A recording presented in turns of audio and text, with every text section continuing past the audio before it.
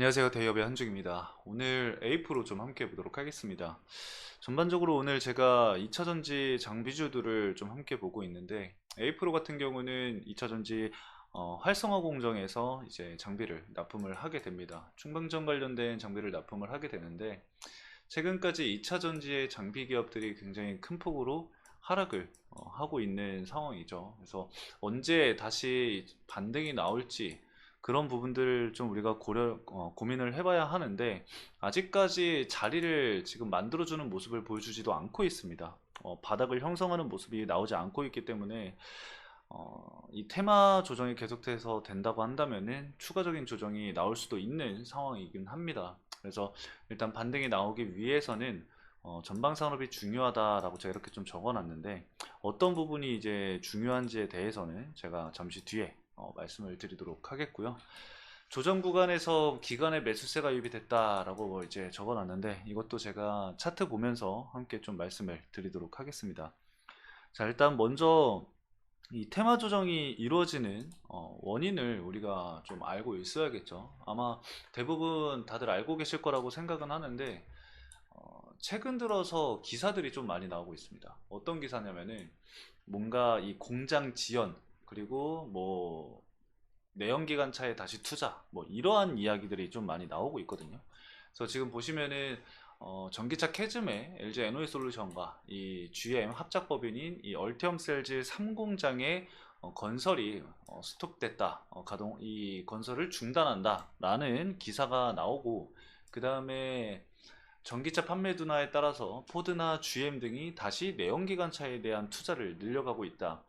결국에는 전기차 판매량이 늘어나지 않는다고 한다면은 전기차 생산이라던가 아니면은 기존에 이제 미국, 북미에 이제 지어질 공장들에 있어서 속도를 좀 조절을 하겠다 이러한 이야기들이 계속해서 나오는 거거든요. 그리고 뭐 포드가 전기차 제조 계획했었던 캐나다 온타리오주 공장에서 내연기관 픽업 트럭을 생산을 하겠다. 그리고 신형 전기차 양산 연기를 진행을 했고 배터리 침체가 뭐 계속된다 뭐 이러한 이야기. 포르쉐가 2030년까지 전기차 비중 80% 목표를 철회했다. 이러한 이 지연 관련된 뉴스들이 계속되다 보니까 장비주들이 그 영향을 좀 크게 받았다고 볼 수 있는데 어떤 부분이냐면은 결국에는 이 장비주들이 주가 상승이 강하게 나오기 위해서는 수주 공시도 좀 많이 돼야 되고 수주도 이루어져야 되고 그에 대한 납품이 제대로 이루어져야겠죠. 그래야지만 이 부분이 이제 매출에 반영이 되겠죠. 매출로 직결되는 문제인데 이 수주 이전인 바로 이 증설에 대한 이 첫 번째 취재 단추부터 포착. 꼬이다 보니까 당연히 수주적인 부분에서도 좀 축소가 될 수밖에 없고 납품은 당연하게도 지연이 될 수밖에 없겠죠. 왜냐면 이제 공장을 증설하기 위해서 이제 장비를 받아야 되는데 공장 증설이 지연이 되다 보니까 장비 납품도 우리 아직 공장 증설을 안 했으니까 장비 나중에 받을게 이렇게 되면서 지연이 되기 시작합니다. 그렇게 되면은 사실상 매출에도 당연히 타격을 받을 수밖에 없게 되고 그러한 우려가 이어지게 되면서 주가는 계속해서 조정을 받고 있다라고 보시면 될 것 같습니다.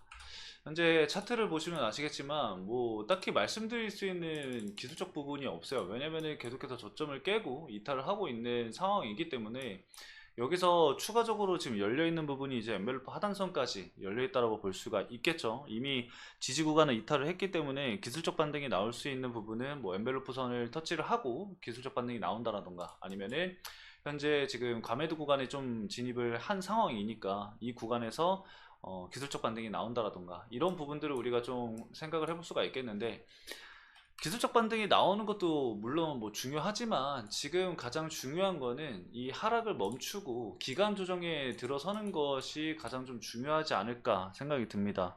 최근 들어서 바이든 사태 관련해서도 이슈가 되면서 2차 전지 관련주들이 굉장히 큰 폭으로 조정을 받았었는데 그거 관련해서는 제가 이미 설명을 좀 많이 드렸죠. 그렇기 때문에 제가 제 트럼프 해설 영상과 그리고 해리스 부통령이 대통령이 된다라고 한다면은 관련해서 제가 영상으로 말씀을 드렸었으니까 제 영상을 좀 체크를 해두시는 게 좋을 것 같고요.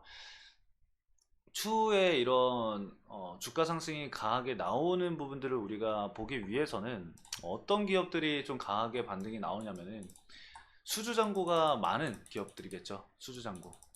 수주잔고가 많고, 그리고 영업이익률이 높은 이 OPM이 높은 기업들 먼저 좀 주가 상승이 이루어지지 않을까 생각이 듭니다. 아직 최근까지 이 A 프로 쪽에서는 수주 공시가 나온 부분은 없죠. 다소 좀 주가 상승이 될 수 있을 만한 모멘텀적인 부분들이 좀 적다고 볼 수가 있겠는데, 현재 이 A 프로의 수주 잔고를 좀 살펴보면은, 지금 왼쪽 보시면은 이 2380억 정도 현재 수주 잔고가 남아 있는 상황입니다. 근데 시가총액 대비해서 수주 잔고가 한 두 배 정도 차이는 나긴 하는데, 그렇게 엄청나게 많다라고는 좀 볼 수는 없을 것 같아요. 영업이익률도 현재 6% 정도 나오고 있는 상황이고, 한 10% 정도 좀 넘었으면 하는 바람이 있긴 한데, 이거는 뭐 제 개인적인 바람일 뿐이고, 이게 23년도 1월 1분기에는 13%까지 이 OPM이 올라갔었거든요. 그래서 과거에 이제 주가 상승이 좀 강하게 나왔었던 이 1분기 말쯤 이런 부분들을 우리가 고려한다고 한다면은 호실적인 부분에 있어서 주가는 반등은 나온다라고 볼 수는 있을 것 같아요. 근데 지금 당장 들어서 과연 호실적이 나올 수 있을지에 대해서에 대한 의문이 시장에서도 반영이 되고 있기 때문에 실적적인 측면을 좀 계속해서 지켜봐야 하지 않을까 싶습니다. 일단 1분기가 550억에 영업이익 34억, 그리고 당기순이익 31억을 기록을 했기 때문에 이후에 이제 2분기 실적에서 과연 어느 정도로 나와주는지, 계속해서 흑자를 이어갈지, 그리고 만약에 이 컨퍼런스 콜을 진행을 하게 된다라고 한다면은 과연 앞으로의 방향성을 이 A 프로가 어떻게 잡고 있는지, 그런 부분들을 생각을 해볼 필요가 있겠습니다. 그래서 지금 당장은 테마 조정이 좀 멈추고 이 기간 조정에 들어서는 그런 부분들을 좀 체크를 해볼 필요가 있을 것 같고요.